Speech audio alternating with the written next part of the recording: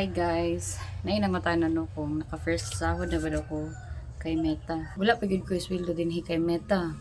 Ngano, bago pa ba ko nagsugod, wala pa ko nagbulan, murag pila pa ko kasimana.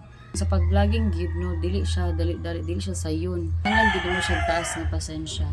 Kay ngano kung nisulod lang kag vlogging ang imong una makasweldo ka diretso, muundang gid ka kay ngano man daghan kaayo og bawal si Lolo Meta. So pareha sa kuha nga daghan na kay ko gipang upload ng mga videos pero daghan siya og bawal.